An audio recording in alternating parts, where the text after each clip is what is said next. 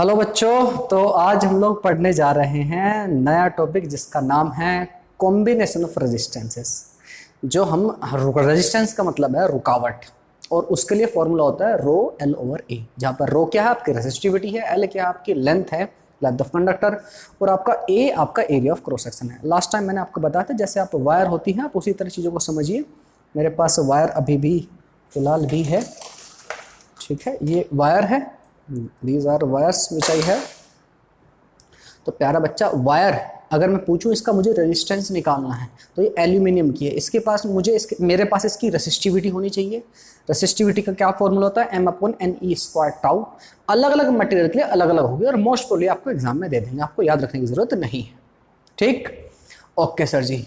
और इससे अलग और बात यह है, अगर मैं पूछूं इसकी लेंथ तो आपको स्केल लेना है, स्केल से मेजर कर लेंगे कितनी इसकी लेंथ है। लगभग मैं मान के चलो कितनी होगी, 1 2 3 4, लगभग 30 से 35 सेंटीमीटर के आसपास होगी।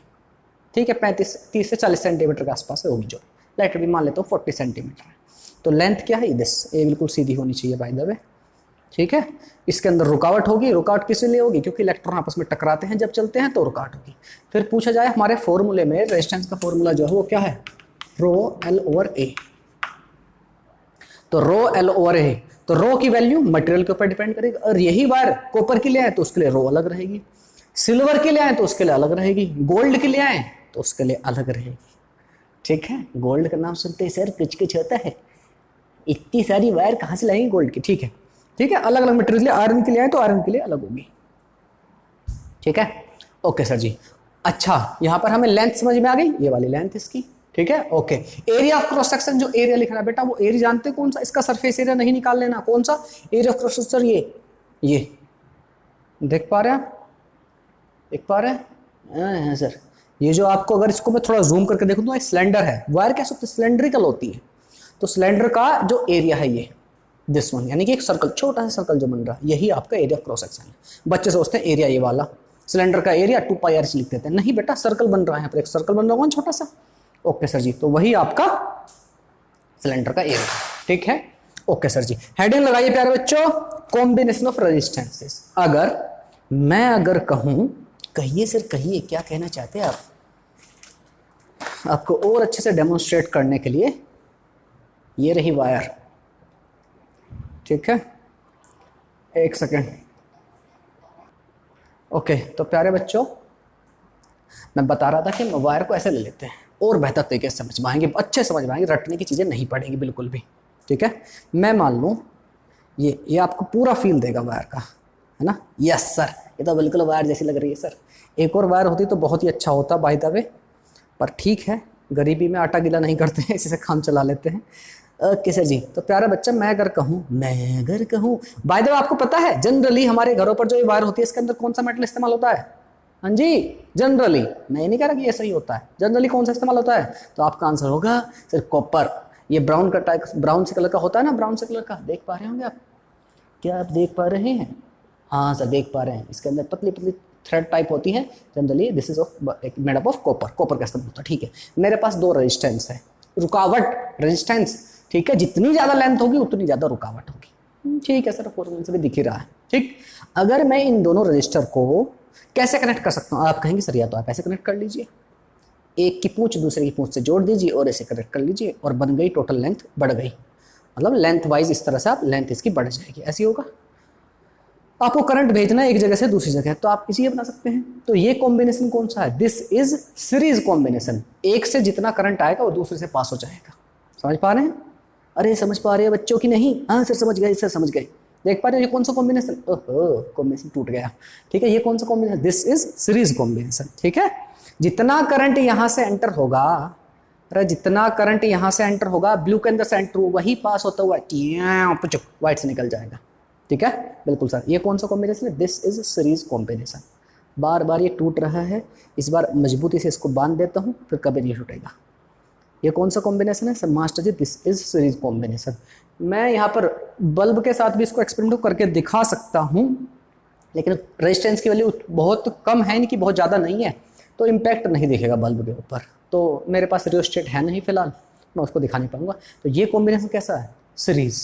ठीक है, ओके सर जी। और अगर मैं क्या करूं, एक इधर से वायर आ रही थी कोई करंट की और वो इधर से पास हो रही थी, ठीक, वायर आई करंट की, इधर से पास हुई, इधर हाथ में से घुसी और इधर से निकल गई, ठीक है। ओके सर, अगर मैं उसके साथ इस वायर को कनेक्ट कर दूं ऐसे, ऐसे दोनों के एंड मिला करके ऐसे कनेक्ट कर दूं, मतलब एक रेजिस्टर ऐसा, एक रेजिस्टर ऐसा, ऐसे, तो ये कौन सा कनेक्शन हो गया? आप कहेंगे सर ये है पैरेलल कनेक्शन। ऐसा नहीं सोचना वायर ऐसी जब दोनों होती हैं तो ये पैरेलल होता है, ना ना ना बेटा, ये वायर कॉम्बिनेशन जो बना हुआ होता है ना, पूरी जो लिपटी हुई रहती है, एक में से करंट जाता है दूसरे से घूम करके वापस आता है, सब समझ लो आप। अच्छा सर, तो प्यारा बच्चा रेजिस्टेंस को कैसे डिनोट करते हैं? कॉम्बिनेशन ऑफ रेजिस्टेंस पढ़ते हैं, कॉम्बिनेशन ऑफ रेजिस्टेंस। क्या पढ़ेंगे बेटा? सर कॉम्बिनेशन ऑफ रेजिस्टेंसेस या रजिस्टर्स, जो भी आपको कहना है। मेरा डस्टर है जापानी, ये पतलून हिंदुस्तानी, सर पर लाल टोपी, रूसी बाल कट गए हैं सर जी के हाथ, तो सबको याद आएगी नानी। कॉम्बिनेशन ऑफ रजिस्टर्स या रेजिस्टेंसेस। तो प्यारा बच्चा पहला कॉम्बिनेशन सर जी सीरीज कॉम्बिनेशन। कौन सा? सीरीज कॉम्बिनेशन, ठीक है। ओके सर जी, तो सीरीज कॉम्बिनेशन कैसा देना था? एक रेजिस्टेंस आया, रेजिस्टेंस का सिंबल कैसा होता है? हम बार बार यहाँ वायर नहीं बनाएंगे, रेजिस्टेंस का सिंबल कैसा होता है? आप कहेंगे सर जी ऐसा होता है, ऐसा। मैं मान लेता हूं जो ब्लू वाली वायर थी मेरी, ये जो मैंने आपको वायर दिखाई थी, ब्लू वाली का रेजिस्टेंस मान लेता हूं मैं R1, ब्लू वाली का रेजिस्टेंस मान लेता हूं R1, व्हाइट वाली मान लेता हूं R2। तो R1 पहले यहाँ पर, यस सर जी, R1 मान लें, और दूसरे वाले का रेजिस्टेंस R2, ऐसे कनेक्ट किए थे, एक एंड यहाँ। तो जितना करंट यहाँ से एंटर होगा, उस करंट के पास कहीं और रास्ता है जाने का? नहीं सर, यहीं से चलता चलता चलता यहाँ आएगा, T2 यहाँ पर आ जाएगा, A से B तक जाएगा, ठीक है बालक? ओके सर जी। अगर मैं कहूँ, अब इस बात को ऐसे समझिए यार, इंसान को यहाँ से यहाँ जाना है और उसके पास केवल एक ही रास्ता है ये, और कोई रास्ता B तक जाने के लिए नहीं है फिलहाल, ठीक। तो उसको ये वाली रुकावट फेस करनी पड़ेगी कि नहीं? आप कहेंगे यस सर, जब रास्ता ही कोई नहीं है, सपोज यहाँ पर सड़क टूटी हुई है, तो सड़क पे यहाँ पर पहुंचेगा, जैसे थक गए, फिर यहाँ से P2 यहाँ पहुंचेगा। दोनों रुकावट फेस करनी पड़ेगी। तो रुकावट, रेजिस्टेंस का मतलब ही रुकावट होता है। टोटल रुकावट कितनी हो जाएगी? आप कहेंगे दोनों को ऐड कर दो सर। हाँ, दोनों को ऐड कर दें। थ्योरेटिकली भी आप ऐसा सोच सकते हो, पर ठीक है, मैथमेटिकली भी आते हैं। सपोज करो, यस सर जी, जितना करंट यहां से पास होगा, ये बात तो क्लियर है भाई, करंट के पास कहीं और रास्ता जाने के लिए नहीं है, जो करंट इसमें घुसेगा वही करंट इससे पास हो रहा होगा, ठीक है। मतलब करंट दोनों ब्रांचेस में कैसा रहना है? सेम रहना। अगर मैं यहाँ पर बैटरी लगा दूं, बैटरी लगी होगी तभी करंट जाएगा, यस सर जी। एक बैटरी लगा दे, मैंने आपको बताया था बैटरी का ये वाला बड़े वाला डंडा होता है पॉजिटिव, छोटे वाला डंडा होता है नेगेटिव, ठीक है। छोटे वाला नेगेटिव, बड़े वाला डंडा पॉजिटिव। ओके, सपोज करो V वोल्ट की बैटरी है, V वोल्ट की बैटरी है सर जी, एग्री? Yes sir. आपको पता है जो वो होती है ना बेटा, ये जो आपकी वोल्टेज होती है या बैटरी जो होती है, माँ होती है। क्या मतलब सर? माँ होती है बेटा, माँ। कैसी सर, कैसी बात कहते हैं सर? माँ मम्मी पापा को मत ले गई सर मेरे यहाँ। बेटा आपके मम्मी पापा नहीं, डायग्राम थोड़ा तिरछा था। ठीक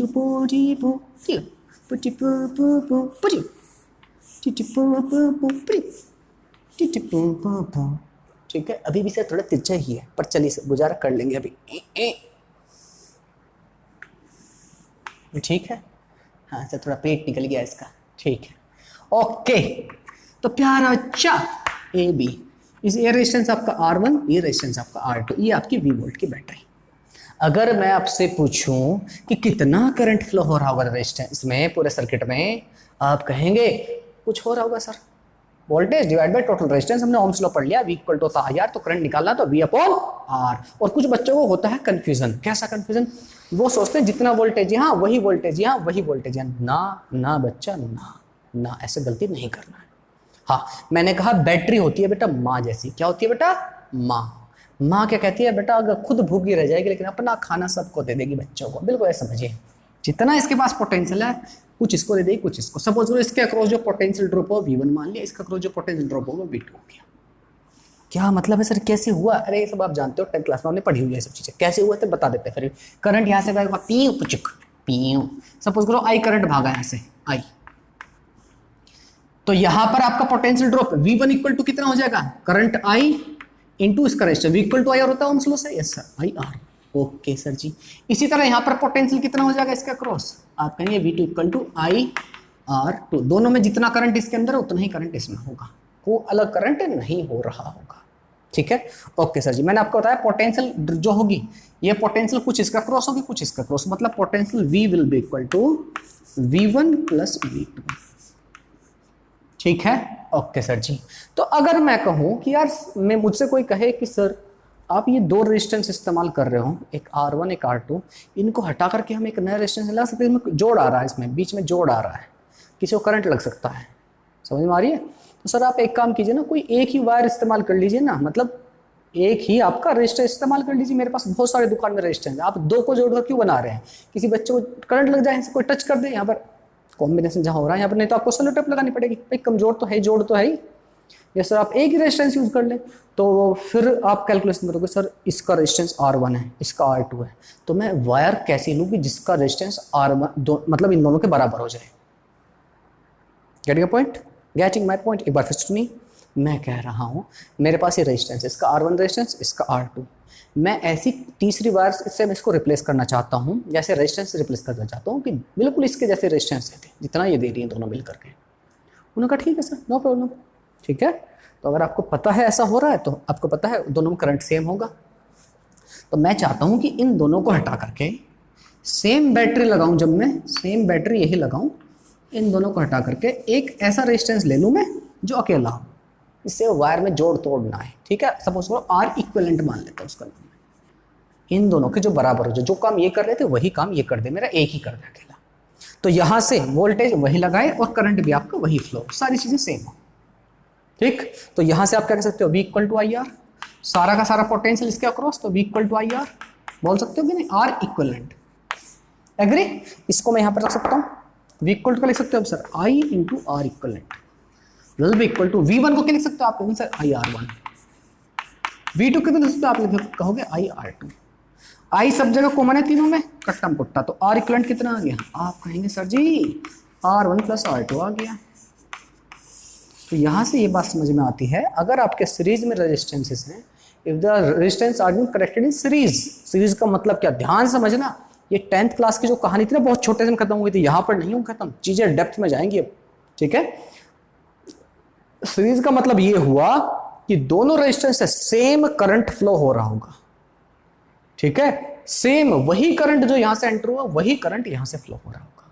इस सेम का भी मतलब समझ लेना दोनों, ध्यान से क्या कह रहा हूं मैं, इक्वल करंट नहीं कहा मैंने ये नहीं कहा कि जितना करंट इसमें होगा उतने करंट इसमें होगा, ऐसा नहीं कहा, मैंने कहा कि सेम करंट, दोनों में डिफरेंस है, दो चीज इक्वल होना और दो चीज सेम होना, देयर इज अ डिफरेंस। जैसे कि जो इंसान, जितने 10 लोग यहां से गए तो वही 10 लोग इसमें से पास हो रहेंगे, जो 10 लोग यहां से एंटर हुए थे वही 10 लोग इस वाले इसमें एंटर हो रहे हैं, ये है मतलब सेम का। ठीक है, इक्वल का क्या मतलब है, कोई दो रजिस्टर होते मेरे पास, एक रजिस्टर यहां पर होता, एक रजिस्टर इधर होता, 10 लोग गए हैं, इसमें भी 10 लोग गए हैं, 10 एम्पर करंट है, 10 एम्पर करंट है, लेकिन यहाँ जो 10 लोग गए हैं वो ये 10 लोग अलग अलग हैं। यहाँ पर क्या, दोनों में करंट इक्वल है, नॉट सेम, दोनों चीजों में डिफरेंस समझ में आया। इलेक्ट्रॉन का अंदर चिंटू मिंटू पिंटू पिंटू चिंटू पिंटू बड़े, ठीक है, वही बच्चे जो थे वही ग्रुप इसमें पास हुआ, लेकिन इसमें जो कुछ अलग है, इसमें जो इलेक्ट्रॉन इधर जा रहे हैं वो इलेक्ट्रॉन इधर नहीं जा रहे, ये इक्वल है, सेम नहीं है।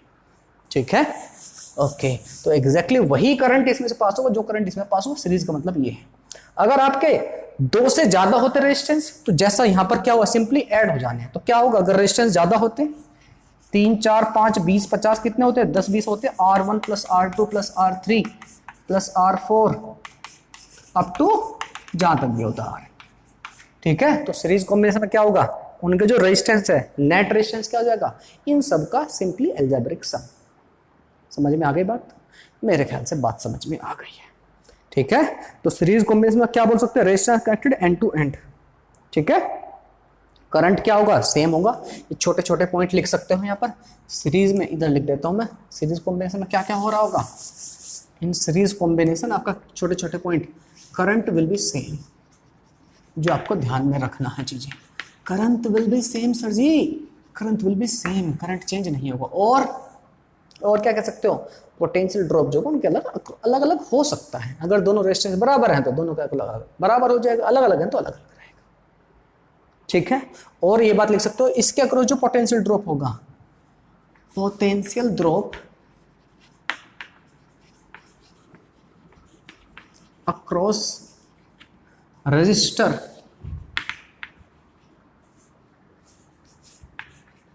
क्या होगा, will be directly proportional, will be directly proportional to resistance. जितना भी उसका रेजिस्टेंस होगा, भाई देखो यहाँ पर पोटेंशियल ड्रॉप, रेजिस्टेंस ज्यादा तो पोटेंशियल ड्रॉप ज्यादा, रेजिस्टेंस ज्यादा इसका तो क्योंकि करंट तो दोनों में सेम है। समझ में आ गई बात? ओ ये बात है सर, समझ में आई? Yes sir. नेट रेजिस्टेंस क्या आ रहा होगा, net resistance will be algebraic sum, simply algebraic sum of individual resistance,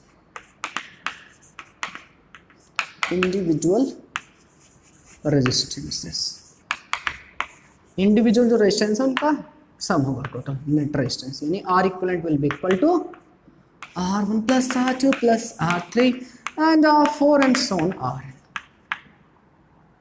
ठीक है सर। और क्या लिख सकते हैं? मेरे ख्याल से काफ़ी हैं इतने पॉइंट, और तो कुछ लिखने की ज़रूरत नहीं है इसमें। ठीक है, यस सर, और कुछ लिखने की ज़रूरत नहीं है। हाँ एक पॉइंट और लिख सकते हैं, अगर आपके n रेजिस्टेंस है n और सारे इक्वल हैं, इस बात को भी थोड़ा ध्यान में रखिएगा। याद रखने की ज़रूरत नहीं है बट आपको पता होना चाहिए, आपके दिमाग में एक बार तो कम से कम जिंदगी में आनी चाहिए, एग्जाम में जाने से पहले एक बार तो आपके दिमाग में ये बात आनी चाहिए कि अगर यहाँ पर बहुत सारे रजिस्टर हैं और सारे बराबर हैं, कितने हैं? 10 हो सकते हैं, 20 हो सकते हैं, 50 हो सकते हैं, n मान लेता हूं मैं। If n identical resistors are connected in series, अगर सीरीज में कनेक्ट होते हैं n आइडेंटिकल, तो हाँ सर करंट तो सब में सेम होने वाला। Yes sir.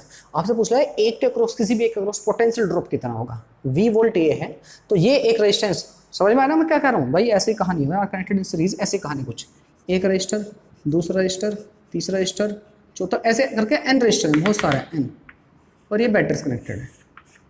तो अगर आपसे पूछ ले जाए कि इसके अक्रॉस, किसी भी एक अक्रॉस पोटेंशियल ड्रॉप क्या होगा, भाई देखो सारे बच्चे एक जैसे हैं तो माँ सबको बराबर पोटेंशियल देगी, माँ बराबर पोटेंशियल देगी। तो V को कितने हिस्सों में डिवाइड करना? n हिस्सों में। तो एक के क्रॉस पोटेंशियल ड्रॉप कितना रहेगा, लिख देता हूं, connected in series, then potential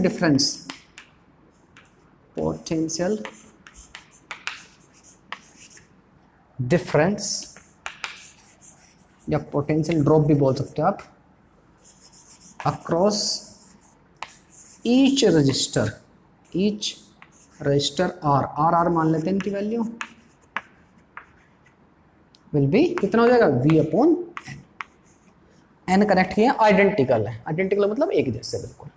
ठीक है, मेरे ख्याल से बात समझ में आ गई है। ये चीजें आपको ध्यान में रखनी है, लिखिए, नोट डाउन कीजिए, फिर बढ़ते हैं आगे। चलिए देखते हैं पैरेलल कॉम्बिनेशन। सीरीज कॉम्बिनेशन हो गया है हमारा, हो गया पैरेलल कॉम्बिनेशन। ठीक है, ओके सर जी।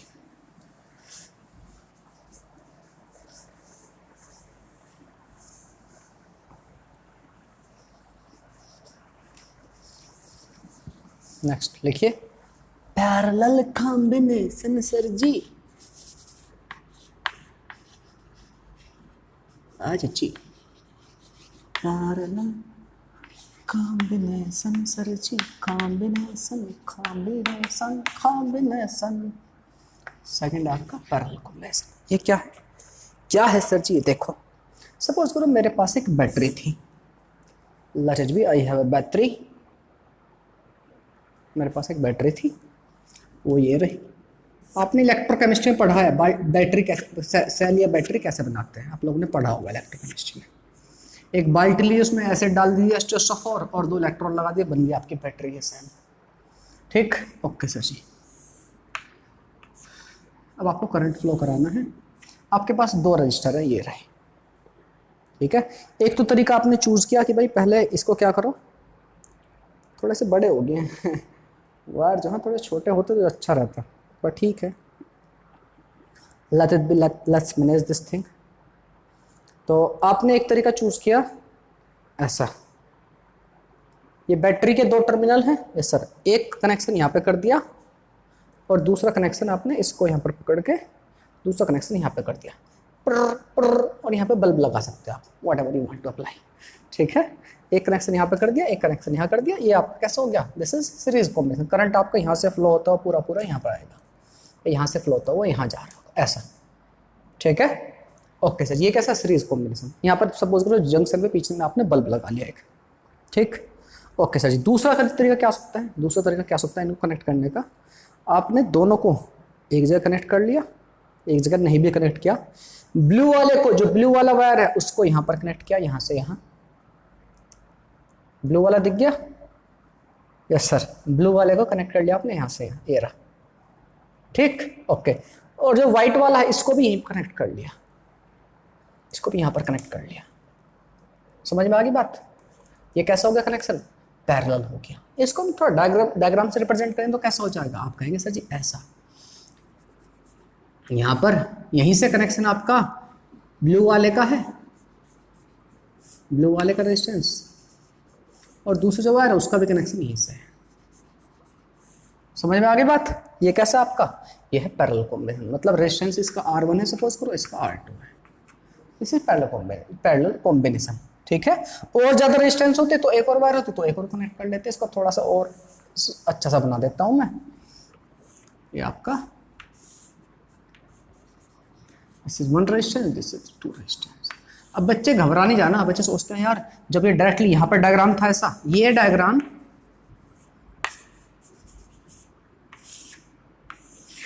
और ये डायग्राम ऊपर वाला दोनों सेम है, कभी सोचो अच्छा यार इसमें कुछ अलग होता, कुछ अलग नहीं होता। ठीक है, दोनों सेम है, ऊपर वाला और नीचे वाला। ठीक है, V वोल्ट की बैटरी आपने लगाई है, इसका रेजिस्टेंस सपोज करो R1 है, इसका रेजिस्टेंस R2 है। याद रखना बेटा ये जो वायर है इनमें हम रेजिस्टेंस में कुछ नहीं मान के चलते, 0 मान के चलते, जितना रेजिस्टेंस बस यहाँ पर है। ठीक, ऐसा मान के चलते हैं, पर प्रैक्टिकली सच्चाई तो है बेटा रेजिस्टेंस पूरे में बिखरा हुआ था वायर में वैसे तो, बट ठीक है, अब समझ में आ गई बात। ठीक, अगर ऐसा हो रहा है आपके रेजिस्टेंस 2 से ज्यादा भी हो सकते हैं, मान लेता हूं मैं एक और है, इसको मान लेते हैं R3, या लो R2, इसको मान लेता हूं R3, 3 रेजिस्टेंस, 4 5 6 कितने भी हो सकते हैं। ठीक, मेरे पास तो 2 ही थे, मैंने आपको 2 दिखा दिए। अब क्या होगा, एक बात बताइए, अगर मैं पूछूं इस वाले रेजिस्टेंस के अक्रॉस, इसके टर्मिनल, इसके जो एंड पॉइंट है कहां से कनेक्टेड है, बैटरी के अक्रॉस तो कनेक्टेड है, मैं पूछूं इस रेजिस्टेंस के अक्रॉस पोटेंशियल डिफरेंस कितना, तो देखो ये रजिस्टर आपका, ये सर ये कहां पर कनेक्टेड है, यहाँ, ये कनेक्टेड कहां, यहाँ, जितना बैटरी का पोटेंशियल है वही इसके अक्रॉस होगा। एग्री, R3 के अक्रॉस। ऐसे R2 को देखूं इसके टर्मिनल कहां पर कनेक्टेड है, यहाँ। ऐसे R1 को देखिए इसके टर्मिनल कहां पर कनेक्टेड है, ये रहे। मतलब तीनों का अक्रॉस, तीनों हो, 4 हो, 5 हो, 6 हो, 10 हो, 50 हो, कुछ भी, सबके अक्रॉस इस बार क्या होगा, पोटेंशियल सेम रहेगा। पिछले केस में क्या था, करंट सेम था, इस बार क्या, पोटेंशियल सेम रहेगा। ठीक है, इस बात को ध्यान में रखना है कि पैरेलल कॉम्बिनेशन में आपका potential across each resistor will be same. ठीक है, यस सर, पोटेंशियल डिफरेंस कहिए, सिंपली पोटेंशियल कहिए, potential difference across each resistor will be same sir, same रहने वाला है। कितना रहेगा, V ही रहेगा, इस केस में V ही रहेगा। कोई और कॉम्बिनेशन होता है उसके अकॉर्डिंग होता तो इसके अक्रॉस पोटेंशियल डिफरेंस V है, इसका अक्रॉस भी, इसका अक्रॉस भी। करंट की बात करें, देखिए करंट यहां से निकलेगा और यहां से चलेगा, यहां पहुंचा। करंट के पास 3 रास्ते हैं। करंट ऐसा समझिए जैसे 100 लोग हैं, करंट को 100 इलेक्ट्रॉन मिलकर बना रहे हैं, थोड़ी देर सोच लीजिए आसानी के लिए। अब इन 100 लोगों को पॉइंट A से पॉइंट B पर जाना है। ठीक है, ठीक है सर। कुछ लोग क्या करेंगे, R1 रास्ते से जाएंगे, कुछ लोग R2 से जाएंगे, कुछ R3 से चल जाए, ऐसे करेंगे। यस सर नो भाई, एक क्लासरूम है, ऐसा समझ लीजिए क्लासरूम है, आपकी छुट्टी हो गई, आपको जल्दी घर जाना है, क्लास से निकलना है, और क्लासरूम में 3 दरवाजे हैं, तो क्या सारे बच्चे एक ही दरवाजे से निकलेंगे? आप कहें नहीं सर, अगर फ्रीडम है, कोई रोक टोक नहीं है, तो आप क्या करेंगे, कुछ बच्चे इधर से निकलेंगे, कुछ इधर से, कुछ खिड़की खुली हो तो खिड़की से निकल जाएंगे। ऐसी होता था स्कूल में, बिल्कुल सर, खिड़की टूटी होती थी गवर्नमेंट स्कूल में, अगर आप पढ़े हैं तो 2-4 तो लुढ़कते हुए सांप की तरह उसी से निकल जाते थे, है ना, कुछ नेवले की तरह उछलते हुए, खिड़की जहां से जगह मिल जाए वहां से उछलते हुए, बेंच पर जंप करते हुए, 2-4 तो ऐसे होते थे, है ना। अगर 2-3 गेट हैं उसमें तो 2-3 दरवाजे सब से निकलेंगे लोग बाहर। ठीक है, अगर कोई रेस्ट्रिक्शन नहीं है तो ऐसा हुआ, बिल्कुल ऐसी कहानी है। तो यहाँ से कुछ यहाँ पर करंट आया तो करंट विल डिवाइड, क्या कहेगा भैया कुछ इधर चल जाओ, सपोज करो इधर जो करंट जा रहा है इसको मान लेता हूँ मैं I1, इधर से जो करंट जा रहा है इस ब्रांच में I2 मान लेता हूँ, और इस वाली ब्रांच में जो करंट जा रहा है इसको मान लेता हूँ I3। ठीक है, यहाँ से I1, इसमें I2, इसमें I3, ऐसा करंट डिवाइड हो गया। फिर वापस आएगा यहाँ पर मिल जाएगा, तीनों मिल जाएंगे करंट इधर, और फिर आपका पूरा वापस से I बन जाएगा। तो यहाँ पर क्या है, आपका करंट अलग अलग है। पिछले केस में क्या था, आपका वोल्टेज पोटेंशियल ड्रॉप अलग अलग था, लेकिन आपका करंट सेम था। इसमें क्या है, करंट अलग अलग है, potential drop is same in this case. ठीक है, समझ में आ गई बात? समझ में आ गई मास्टर जी, बात समझ में आ गई है। ग्रेट। तो प्यारा चिंटक मिंटक पिंटक, यस मास्टर जी बताइए जी। तो यहां से हम कह सकते हैं पोटेंशियल जो होगा, अच्छा पोटेंशियल सबके अक्रॉस सेम है, बिल्कुल सर। अब मैं पोटेंशियल अगर सबके सेम है तो मैं लिख सकता हूं, अब मेरा टास्क क्या है, मैं चाहता हूं सर तीन तीन रेजिस्टेंस यूज ना करके आप एक ही रेजिस्टेंस यूज कर लो ना। क्यों तीन यूज कर रहे हो यार, तीन का अलग अलग खर्चा उठाओगे, तीन जगह आपको कनेक्शन करने पड़ेंगे, डिफिकल्ट होगी चीजें। तो ठीक है, हम कहते हैं कि इन तीनों को हटा करके मैं एक रिप्लेस करना चाहूँ एक से। मैं चाहता हूं इन तीनों को हटा करके मैं चाहता हूं कि एक रेजिस्टेंस रिप्लेस कर दूं, जिसमें यहां से करंट जितना बैटरी दे रही थी वही जाए, पोटेंशियल ड्रॉप बैटरी का वही, आई करंट जाए, वोल्टेज भी हो, और रेजिस्टेंस आर इक्विवेलेंट। तो आर इक्विवेलेंट मैं चाहता हूं कितना हो। तो यहां से अगर मैं देखूं, ठीक है, यहां से अगर मैं देखूं तो क्या हो रहा होगा, अगर करंट की वैल्यू देखूं, यहां पर करंट की वैल्यू देखूं तो कितनी होगी, आप कहेंगे आई इक्वल टू क्या होता है, V equal to I R होता है। Yes sir. तो करंट की वैल्यू कितनी हो जाएगी, आप कहेंगे सर कितनी करंट की value, V upon R equivalent. Agree? Yes sir, इधर से बिल्कुल सर। अच्छा यहां पर देखूं तो यहां पर क्या होगा भाई, ये करंट आई सी तो तीनों बने हैं, ये I1 I2 I3, तो मैं ऐसे कह सकता हूं करंट तीनों में हिस्से में डिवाइड हो तो I equal to I1 plus I2 plus I3 बोल सकता हूं।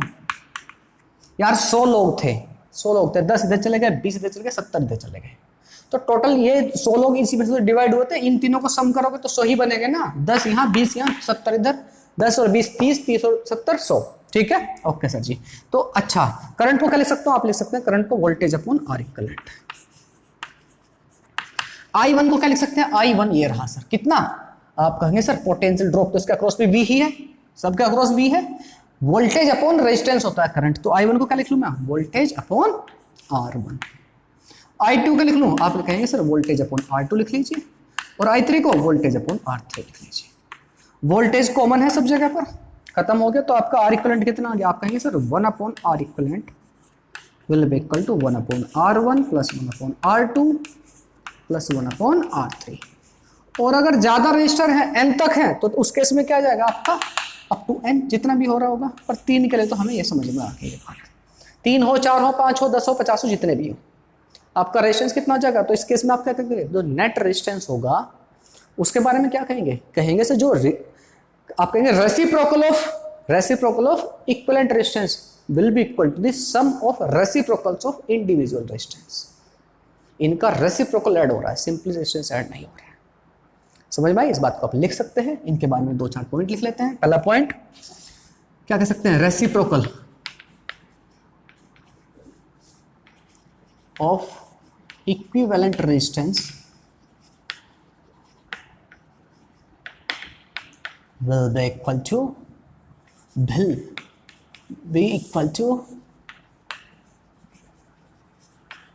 to sum of reciprocals of each resistance।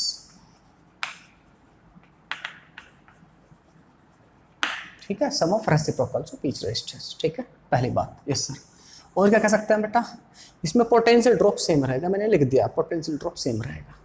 Current will be different, current will be different in each branch.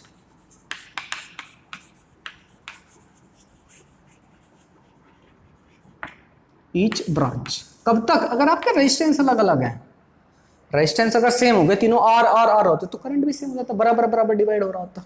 ठीक है, different each branch, each branch कब तक, अगर resistance भी अलग अलग है, अगर R1 is not equal to R2 is not equal to R3, ऐसी कुछ कहानी है, तब कंडीशन मैंने आपको बता दी है। अच्छा सर जी, और क्या बोल सकते हैं। अच्छा, करंट किस पर डिपेंड करेगा, जैसे हमारा पिछले केस में पोटेंशियल ड्रॉप जो होता था वो डिपेंड करता है, जितना ज्यादा रेजिस्टेंस उतना ज्यादा पोटेंशियल ड्रॉप। इस बार कहानी उल्टी है। कैसे सर? इसके अक्रॉस जो करंट होगा, करंट इक्वल टू क्या होता है? आप कहेंगे सर करंट इक्वल टू होता है V अपॉन R। ये होता है बिल्कुल सर। इस बार करंट आपका इनवर्सली प्रोपोर्शनल रेजिस्टेंस है, जिसका रेजिस्टेंस कम होगा उसमें करंट ज्यादा होगा। ठीक है? करंट क्या होगा? डायरेक्टली करंट इन ब्रांच क्या होगा? करंट इन ब्रांचेस क्या होगा? Voltage will be direct, sorry current I1 या कोई सा भी I will be directly proportional to 1 upon R, inversely proportional होगा। मतलब क्या है? जिस ब्रांच में सबसे कम रेजिस्टेंस उसमें सबसे ज्यादा करंट। बिल्कुल ऐसा समझिए, तीन रास्ते आपको यहां से जहां तक जाने के लिए। ठीक है? तो एक रास्ते में सबसे कम रुकावट है, उस दूसरे में थोड़ी ज्यादा, उस तीसरे में तो और ज्यादा हो सकती है। तो सबसे ज्यादा लोग किस रास्ते पर जाते हैं? उसमें सबसे कम रुकावट है, जिसमें सबसे कम रेजिस्टेंस है। क्लियर? ध्यान रखना इस चीज को। करंट इन ब्रांचेस क्या होगा? डायरेक्टली प्रोपोर्शनल होगा 1 अपॉन R के, इनवर्सली प्रोपोर्शनल। ठीक है? डायरेक्टली प्रोपोर्शनल 1 अपॉन R कहिए या फिर इनवर्सली प्रोपोर्शनल R कहिए, एक ही बात है। समझ में आ गई बात? अच्छा, अगर आपके सर्किट में दो ही रेजिस्टेंस है, अगर दो ही रेजिस्टेंस होते सिंपली यहां पर, तो आपका R इक्विवेलेंट कितना हो जाता? 4 ओनली 2 रजिस्टर्स। दो रजिस्टर के लिए क्या होता? आप कहेंगे सर 1 अपॉन R इक्विवेलेंट होता हमारा 1 upon R1 plus 1 upon R2। इसका एलसीएम लोगे तो नीचे R1 R2 मल्टीप्लाई, ऊपर R1 प्लस R2 हो जाएगा। मुझे R इक्विवेलेंट कैलकुलेट करना है तो 1 अपॉन R इक्विवेलेंट है, तो R इक्विवेलेंट कितना है? रेसिप्रोकल। तो R इक्विवेलेंट कितना हो जाएगा? R equivalent will be equal to, इसका रेसिप्रोकल कर दीजिए, R1 R2 upon R1 plus R2। तो प्यारा बच्चा, अगर दो रेजिस्टेंस हो ना, तो समय बचाने के लिए हमें क्या करना है? टाइम बचाने के लिए हमें क्या करना है? बार बार से उनको रेसिप्रोकल लेकर उनको सम नहीं करना है। क्या करना है? दोनों की मल्टीप्लाई कर दो, दोनों का नीचे सम कर दो, आपको अपना आंसर मिल जाएगा कि भाई दो रेजिस्टेंस है। फटाफट से करने के लिए, चीज़ों को टाइम बचाने के लिए आपको ये मेथड आपको इस्तेमाल करना। अगर दो ही रेजिस्टेंस हैं, ये तीन के लिए एप्लीकेबल नहीं होगा। कभी आप सोचो तीनों के ऊपर मल्टीप्लाई, तीनों में सम, नहीं, दो में ही होगा अप्लाई, दो में ही आपका एप्लीकेबल होगी चीज़ें। ठीक है? ओके सर जी। और लास्ट पॉइंट, अगर इसमें n, अगर आपके n रजिस्टर्स हैं, याद रखिएगा, इंपॉर्टेंट है वो, ज्यादा इंपॉर्टेंट है सबसे। अगर रेजिस्टेंस आपके n आइडेंटिकल रेजिस्टेंस है, पैरेलल में कनेक्टेड है, लिख देता हूं मैं, if n identical resistors are connected in parallel। रटना कुछ नहीं है, ये पैरेलल लिखा है मैंने, लास्ट में लिखा दो डंडे से लगा के। देखिए सबका रेजिस्टेंस बराबर बराबर है, R R R R. N identical का मतलब तो सेम रेजिस्टेंस होता है, तो 1 upon R plus 1 upon R plus 1 upon R n होगी। 3 है तो 3 अपॉन आर होता, 4 है तो सबको क्या करोगे? 1 अपॉन, सबका एलसीएम नीचे वाला डिनोमिनेटर सेम है तो सबका एलसीएम भी वही रहेगा। तो कितना हो जाएगा? टोटल रेजिस्टेंस कितना होगा? एन अपॉन आर, मतलब इक्विवेलेंट रेजिस्टेंस कितना? R by n. Net resistance कितना हो जाएगा? आप कहेंगे in parallel, then equivalent resistance कितना होगा? R equivalent. समझिए इस चीज को, अगर किसी को समझ नहीं आता, एक का रेजिस्टेंस डिवाइड बाय कितनी नंबर ऑफ ब्रांचेस, एक काम आएगा आपके बहुत। क्या मतलब सर? एक बार फिर से बताओ तो, प्लीज प्लीज प्लीज सुनो तो। जगह किधर है बताने के लिए? इधर भी है सर, थोड़ी इधर भी है, इधर भी है, इधर भी है। हाँ, इसी को समझ लीजिए, यहाँ पर समझिए, इधर खोपचे में समझ लीजिए बात को। क्या है सर? खोपचा सर, ये कौन सी इस्तेमाल करते लैंग्वेज सर? खोपचा क्या होता है? अरे मैं कह रहा हूँ प्यारे बच्चा, रेजिस्टेंस है ऐसे 1 2 3 ऐसे कर करके बहुत सारे हैं, 4 n है सपोज। तो आपका आर इक्विवेलेंट कितना होता है? आप कहेंगे सर इनका रिवर्स रेसिप्रोकल जोड़ दीजिए, 1 upon R equivalent equal to 1 upon R plus 1 upon R plus 1 upon R plus 1 upon R up to n terms. तो टोटल कितना हो जाएगा सर? सेम ही तो क्वांटिटी, तो 1 अपॉन आर इक्विवेलेंट कितना? आप कहेंगे सर n अपॉन आर। तो आर इक्विवेलेंट कितना? आप कहेंगे r अपॉन n। सीधा सा फंडा, इतना समझिए बात को, छोटी सी भाषा में बात समझिए। अगर बहुत सारे रजिस्टर आपको कनेक्ट कर दिखते हैं ना एक ही जैसे, तो आप क्या करना, आपको देखना अच्छा एक का रेजिस्टेंस कितना है, ठीक है, और देख लें कितनी ब्रांचेस। जैसे अगर सपोज में 3 ब्रांचेस थी, तो 1 2 3 ब्रांचेस है और सारे एक जैसे रेजिस्टेंस, तो पूरा आपसे पूछा कितना इक्विवेलेंट है, तो कीजिए एक का रेजिस्टेंस उठाइए, एक का रेजिस्टेंस कितना? r डिवाइड कर दिए नंबर ऑफ ब्रांचेस से, r बाई n। ओ सर यही तो बात बताइए मैंने यहाँ पर, ठीक है। चलिए नोट डाउन कीजिए, फिर बढ़ते आगे। इसका प्रैक्टिकल इस्तेमाल इस होगा हमारे लोगों से इस्तेमाल ये सारी चीजें सारी बच्चों का इस प्रकार से कैसे क्रिएट करते हैं, क्या इनका पैरेलल कॉम्बिनेशन हो सकता है? रेजिस्टेंस का है तो इसमें जी आपके घर पर आपका फैन हो सकता है, इसके अंदर फैन हो सकता है, यहाँ पर आपका टीवी हो सकता है, रेजिस्टेंस पे किस करता है रेजिस्टेंस का, यहाँ पर आपका कूलर हो सकता है, फ्रिज हो सकता है, और मोबाइल चार्जर सबसे इम्पोर्टेंट है, ठीक है, मोबाइल चार्जर आप कनेक्ट कर सकते हैं। ये सब चीजें आती हैं, सारे इक्विपमेंट होते हैं बेटा वो पैरेलल में, ठीक है, इस पर जुड़ा ज्यादा सपोर्ट आपको दिखाना चाहिए। ये आपका अच्छा खासा कंक्रीट का डब्बा मिलता है आपको, इसके स्पेसिफिक जो है कंक्रीट तो आप यहाँ पे लिखिए, आप लोग और ध्यान से देखोगे तो आप पढ़ सकते होंगे। खैतान का फैन है, अगर इसको पढ़ रहे हैं तो ऊपर की स्पेसिफिकेशन लिखनी है। ये खैतान का फैन है, मैं इसको पढ़ देता हूँ, इसमें लिखा हुआ है इलेक्ट्रिक सर्किट सुटेबल फॉर 220 220 से लेकर 240 तक, वहाँ लिखा हुआ है जहाँ पे बीच वाली जो लिखा है विजिबल है मेरे ख्याल से 220 से 240, मतलब वोल्टेज लगभग इस रेंज में काम है, लगभग 220 से 240। ये आपका फैन है, अच्छे खासे 50-60 वाट का होगा मेरे ख्याल से, इतने वाट का है, पहले पढ़ देता हूँ आपको।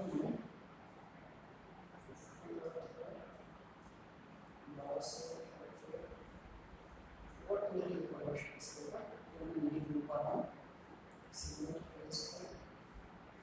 मेरे ख्याल से 50-60 वाट का उसका मैक्सिमम 100 वाट का उसका सारा नहीं, ठीक है, ओके, तो मतलब 230 वोल्ट पर लगती है। अच्छा खासा फैन है, एक मैं छोटा सा कंडेंसर उठाऊं, ठीक है, ये सच है, तो प्यारा बच्चा आप देखेंगे ये मेरे पास कैपेसिटर है, दिस इज कैपेसिटर मैंने आपको लिखा था, इसके ऊपर 220 वोल्ट लिखा है, बाय द वे चार्ज 440 लिखा हुआ है इसके ऊपर, 440 वोल्ट एसी, इसका मतलब ये है चार्ज ट्रांसफर ऑपरेट करना है। हमारे घर पर जाते हैं उसके पीछे कहानी है, स्टार डेल्टा कन्वर्जन होता है, वो भी हमारा को यूज होती है, हमारे घर पर 220 आता है, तो ये एक्चुअल में 440 का मतलब भी बताएं उसकी वजह से क्या है 220 पर ऑपरेट करता है, ठीक। ये देखिए इस ऑल्सो कैपेसिटर, ये जो लाइट की एलईडी होती है छोटी-छोटी, उसके अंदर का सिस्टम है, अगर आप इसको देख पा रहे हो तो इसे भी आप देख पा रहे होंगे, एक कैपेसिटर खाली कौन से कैपेसिटर है जो सिलेंडर के छोटे-छोटे खड़े हुए हैं, ये तीन सिलेंडर जो खड़े हुए हैं, ये सिलेंडर से खड़े हुए हैं, दीस आर कैपेसिटर्स, ठीक है, उसी वोल्टेज पर ऑपरेट करते हैं, 440 लिखा मतलब 3 फेज पे 440, 2 फेज पे हमारे यहाँ सिंगल पे जाता है, 2 ही सिंगल पे होता है, 220 ये ऑपरेट जाता है। अच्छा, अब बात करते हैं रजिस्टर की, रजिस्टर का कैपेसिटर का आपको दिखा दिए, और ध्यान से देखो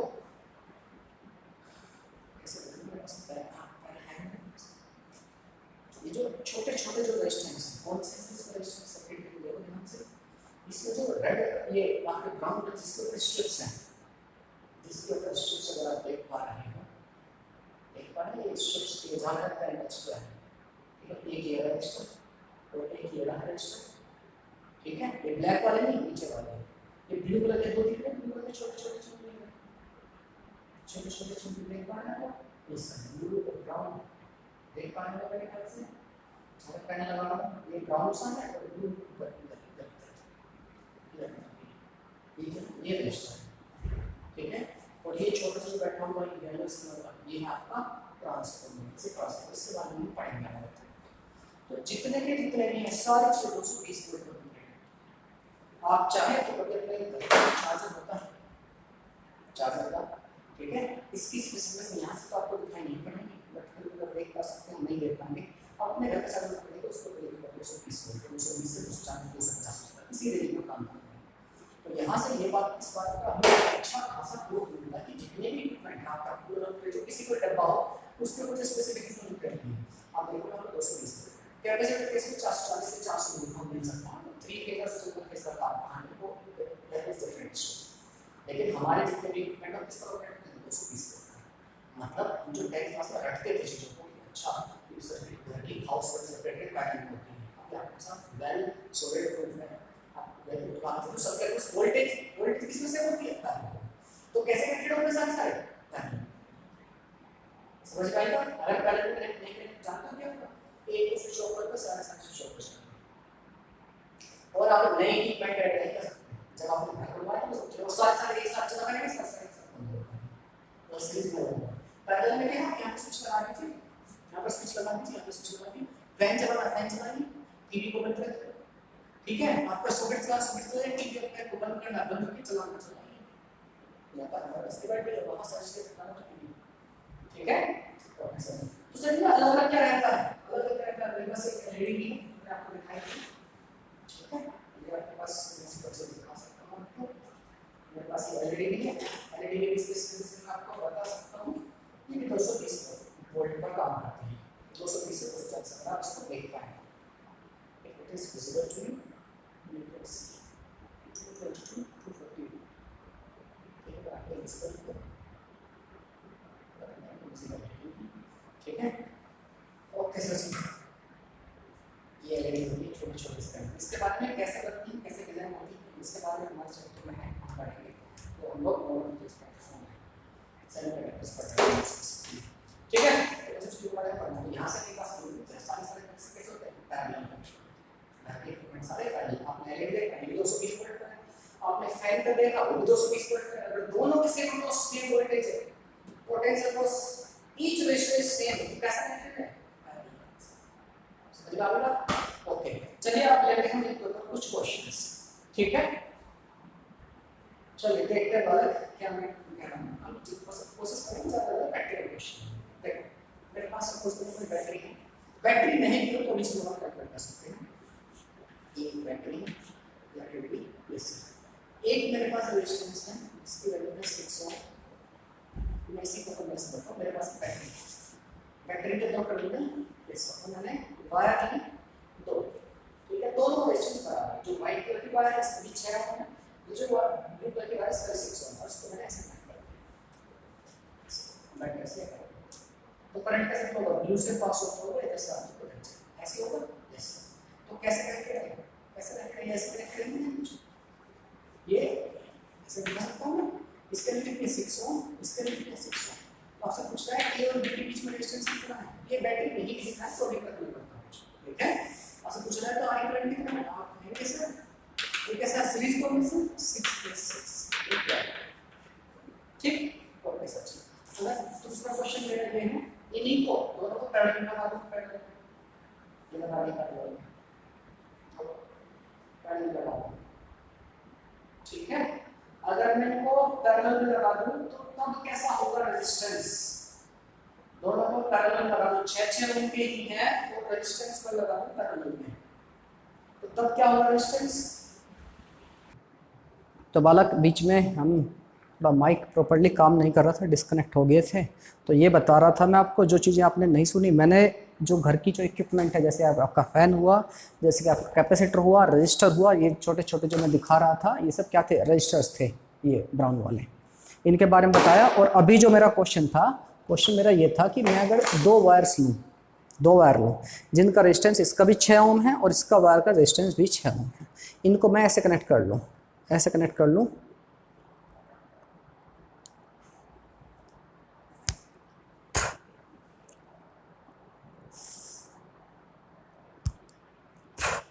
ठीक है, ऐसे अगर कनेक्ट कर लूँ मैं कुछ इस तरह से, तो ये कैसा कनेक्शन हो गया है। अगर इसी इधर से करंट पास हो, इधर की तरफ फ्लो हो जाए तो क्या है, सीरीज कनेक्शन है, वही मैंने बताया। तो 6 ओम माना है, तो टोटल रेजिस्टेंस कितना हो जाएगा, 6 + 6 12, सीरीज कॉम्बिनेशन, ठीक है। ओके सर जी, अगर इन्हीं वायर्स को, तो ये क्वेश्चन नंबर 1 हो गया आपका। क्वेश्चन नंबर 2, अगर मैं कहूँ इसी वायर को एक बैटरी से ऐसे कनेक्ट करूँ, एक यहाँ पर जा रहे हैं, एक पॉइंट यहाँ पर है, यहाँ से वायर गई, दूसरी यहाँ पर वायर गई, और ये आपका पॉइंट हो गए ए और बी, मतलब ये एक वायर ए रही और एक वायर ए रही, ये इन दोनों के बीच में। अगर मैं पूछूं इन दोनों पॉइंट के बीच में कितना आपका रेजिस्टेंस होगा, तो ये कैसा कनेक्शन है, आप कहेंगे सर पैरेलल। पैरेलल के लिए क्या हो जाती है कहानी, दो हैं सिंपली, कितनी है दोनों के लिए, 6 है, इसकी भी 6 है। अगर दो हैं तो मैंने आपको बताया तो आर इक्विवेलेंट कितना हो जाएगा, दोनों के ऊपर मल्टीप्लाई कर दिया, 6 × 6 डिवाइड, दोनों को सम कर दिया, तो 36 डिवाइड बाई 12 कितना 3 आ गया। और मैंने आपको बताया था अगर आपके बहुत सारे रेजिस्टर्स आपके पैरेलल में कनेक्टेड है, तो सेम है, यहाँ पर सेम है दोनों, तो क्या करो, किसी भी एक का रेजिस्टेंस उठाओ और कितनी ब्रांच है, कितनी ब्रांच है, दो से डिवाइड कर दो, यहाँ से भी आपका आंसर 3 ही आना है। किसी भी तरीके से कर लीजिए जैसे आपको ठीक लगे, ठीक है प्यारा बच्चा, मेरे ख्याल से बात समझ में आ गई है, ठीक है, ठीक है, ठीक है, ग्रेट। चलिए और क्वेश्चन लेते हैं, अब थोड़ा क्वेश्चन का लेवल थोड़ा सा बढ़ाएंगे। क्वेश्चन लिखिए find the equivalent resistance between point A and B. लिखिए question find the equivalent resistance between point A and B.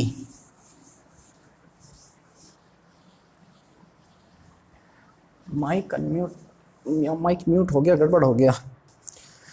Question ये है find the equivalent resistance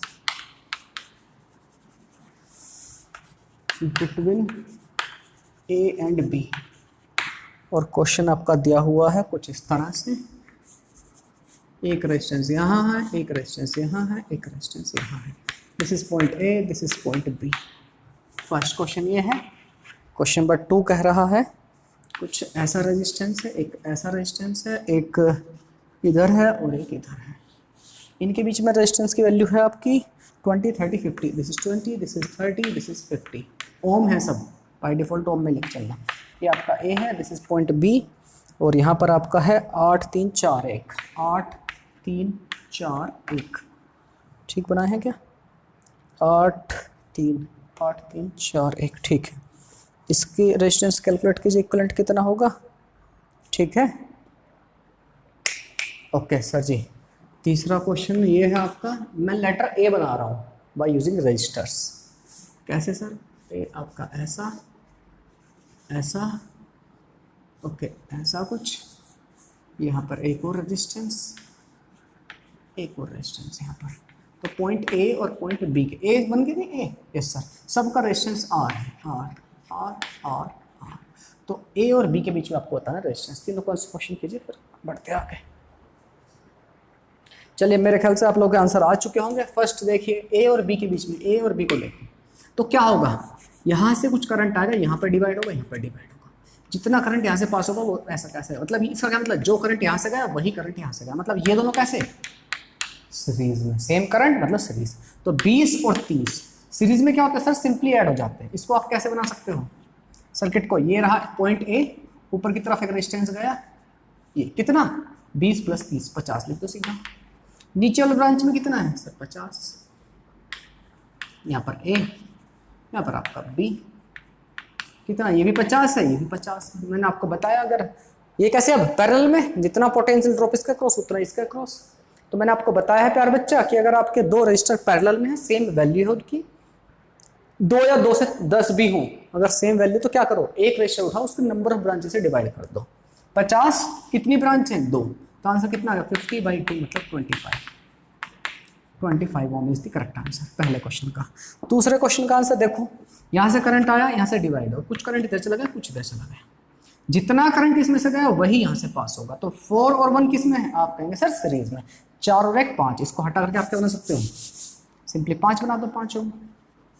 series में तो सिंपली कनेक्ट होते हैं, ऐसा 5। अच्छा, अब देखो, जो पॉइंट जहां पर इसके हाथ पकड़े हो वहीं पर ये इसका सेम पोटेंशियल है, मतलब 5 और 3 आपका कैसा है, 3 ही था ना ये, 5 और 3 देख लेता हूँ मैं एक बार, 4 और 1 5 और 3 बिल्कुल ठीक है। यस, 5 और 3 कैसा हो गया पैरेलल में। तो इसको आप सर्किट को कैसे बना सकते हो, कुछ ऐसा, यहाँ पर 8 ओम का रेजिस्टेंस है ये वाला, आगे 5 और 3, आपको पता है 2 रेजिस्टेंस अगर पैरेलल तो इक्विवेलेंट कितना आता है, आप कहेंगे सर कितना, उनकी मल्टीप्लाई कर दो, डिवाइड में दोनों सम कर दो, मतलब 5 × 3 / 5 + 3, इन दोनों को सोल्व करके। ठीक है, समझ में आ गई बात। और ये कितना 8 है, एज इट इज रखा हुआ, ये पॉइंट आपका ए, ये पॉइंट आपका बी। तो बेटा कितना हो जाएगा 15 / 15/8, इन दोनों का 15/8 ओम। तो ये कैसे, यहाँ से जितना करंट आ गया यहाँ से वही एज इट इज पास हो जाएगा, तो कितना 15/8 + 8। तो R between A and B कितना आ गया, आप कहेंगे सर 8 तो ये वाला, प्लस सीरीज में आपका 15/8, तो आपका 8 × 64, 64 + 15 एंड डिवाइड बाई 8, 65 और 15 हो जाएंगे आपके 80, 79/8, 79/8। क्लियर है, मेरे ख्याल से बात आपके समझ में आ गई है। तीसरे वाला देख लें, ए लेटर का, सबका रेजिस्टेंस आर। अब देखो, यहाँ से करंट जाएगा, यहाँ जाएगा, कुछ करंट इधर चल जाएगा, कुछ करंट यहाँ जाएगा, वही करंट यहाँ से घूम के फिर इसमें जाएगा, मतलब ये दोनों कैसे आपके, आप कहेंगे सर सीरीज में, ये और ये सीरीज में। इसको आप कैसे ड्रॉ कर सकते हो, रीड्रॉ कर लो आप इसको। एक रेजिस्टेंस आपका ये रहा एज इट इज, ये वाला, यहाँ पहुँचे ऊपर, ये दोनों कैसे सीरीज में क्या बस सिंपली ऐड हो जाते हैं, रुकावट R प्लस R 2R हो जाएगा। आप यहाँ से आप कह दीजिए ये वाला R तो एज इट इज ये रहा और ऊपर वाला ये रहा, कितना 2R, नीचे वाला कितना R, और नीचे आपका एज इट इज R। ऐसे ही कुछ कहा नहीं भाई, इन दोनों को सिंपली ऐड हो गया सर। और ये दोनों कैसे हैं, आप कहेंगे सर ये दोनों आपके कैसे हैं, पैरेलल में। ये दोनों कैसे हैं, पैरेलल में, उन्हीं पॉइंट का क्रॉस वही पोटेंशियल, इसका क्रॉस होगा इसका क्रॉस, तो कितना होगा 2 और 1, ये 2 है ये 1 है, तो कितना हो जाएगा इसका इक्विवेलेंट जब बनाएंगे आप। तो एक रेजिस्टेंस से रिप्लेस कर लीजिए उन दोनों को, इसको एज इट इज ये रहा, ये आपका ये रहा, तो ये दोनों पैरेलल में है, तो कैसे हो जाएंगे 2 × 1 डिवाइड बाई 2 + 1 × R, मतलब 2/3R। समझ में आई इन दोनों का? यस सर, ये आपका R, ये आपका R। जितना करंट यहाँ से जाएगा वही यहाँ से फ्लो होगा और वही यहाँ से, मतलब ये तीनों कैसे हो गए सीरीज में। सिंपली ऐड करता हूँ, तो R between point A and B will be equal to RAB will be equal to R plus 2R/3 plus R, मतलब 2 + 2/3 R, तो कितना हुआ 3 दूनी 6 तो 8/3R। ठीक है, 8/3R will be the correct answer. Clear है? एक बार फिर से मैं चेक कर लेता हूँ कहीं कोई मुझसे मिस्टेक तो नहीं हुई है। और ठीक है, 8R/3 8R/3 80/3 तो 16 180/3। देख लेना बेटा कहीं कुछ मिस्टेक तो नहीं है। ठीक है, 8/3 ही आ रहा है, कहीं कुछ गड़बड़ा उठता 2 3 6 2 R। ठीक है ठीक है ठीक, मुझे तो ठीक ही लग रहा है, कहीं फिर भी आपको लग रहा होगा कहीं कुछ मिस्टेक हो गई और ठीक है मेरे हिसाब से तो ऑल गुड। ठीक है, फिर भी किसी को लग रहा है क्या कहीं कोई मिस्टेक है? एनीबॉडी? चलिए तो बच्चों, ये आज की कहानी यहीं पर, क्लास यहीं पर एंड करेंगे। और अपार्ट फ्रॉम दिस मैं कोशिश करूंगा कि आपके कॉम्बिनेशन ऑफ रेजिस्टेंस के ऊपर कुछ क्वेश्चन वीडियो के डिस्क्रिप्शन लिंक में मैं डाल दूंगा। ठीक है, वहाँ पर आप उसको क्लिक करेंगे, एक PDF खुल जाएगी वीडियो के नीचे, यूट्यूब की वीडियो के नीचे डिस्क्रिप्शन बॉक्स होता है, उस पर क्लिक करना, वहाँ पर एक लिंक होगी, उस लिंक में आप क्लिक करेंगे तो आपके पास PDF खुल जाएगी। उस PDF के क्वेश्चन प्लीज़ आप सब लोग लगाएं। ठीक है, तो आपका कॉम्बिनेशन ऑफ रेजिस्टेंस अच्छा प्रिपेयर हो जाएगा। ठीक है, चलिए मिलते हैं, मिलेंगे नेक्स्ट क्लास में। Bye bye, take care. किसी का डाउट हो तो आप मुझे कमेंट में बता सकते हैं।